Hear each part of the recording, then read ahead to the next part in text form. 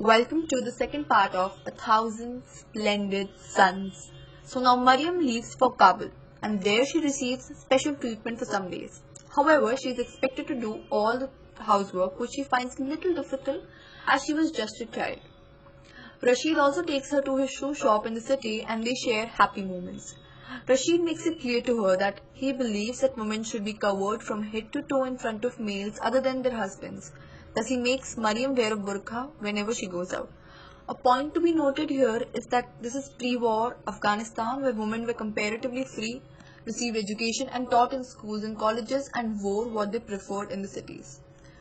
Now Rashid expects Mariam to give him a son, and as Mariam gets pregnant, he is very happy and excited for getting back the son he earlier lost.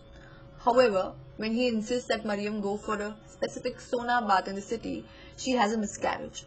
Mariam too was very happy about getting a baby and she thought there was finally going to be happiness in her life. She had wished of having a baby girl and even sewed dresses for baby girls. However, in the course of the next 6 years, Mariam faces 6 more miscarriages. She sometimes resents the women in the neighborhood who have many children. She once goes to a funeral at a neighborhood wearing a black burqa. Now she faces a lot of abuse from her husband, physical and mental. There is this particular scene when Rashid shouts and calls Mariam and accuses her of not boiling his rice enough. There, Mariam reasoned that she boiled it for 3 to 4 times. Nonetheless, Rashid forcefully fills Mariam's mouth with pebbles, i.e. stones, and makes her chew them once, and comments that this is how he feels when he eats the rice prepared by her. Here, a new character is introduced, Leila. Now, Leila lives in Kabul too, but her life could not be further more different from Mariam. Leila is blessed with amazing parents, Fariba and Hakim. His father used to say, and I quote, "Marriage can wait, education cannot." Because a society has no chance of success if its women are uneducated. Leila, no chance. He encourages Leila to be a better version of herself every day and has a library for himself where he reads books and poems. Fariba stays rather detached from Leila and Hakim these days as she is extensively worried about the life of his 2 sons who are gone away for fighting the war. She often complains that Hakim should have gone instead of sending off their 2 kids. Leila does not remember her brothers clearly. She was very small when they left. Leila has 2 friends in school.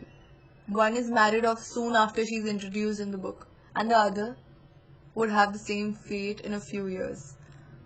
One of them said that Leila, I know that one day I will open a newspaper and you would be there in the headlines. I know you would. Leila has a best friend, Tariq.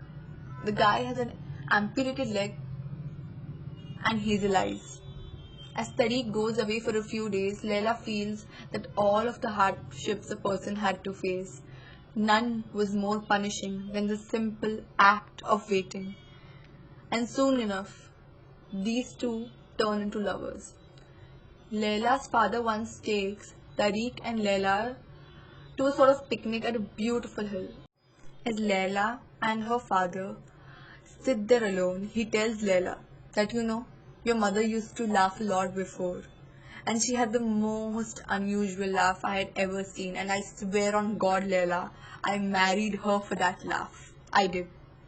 He further mentions that he too loves his 2 sons, but he does not want to forget that he has been blessed with a kid other than those two, her daughter, Leila.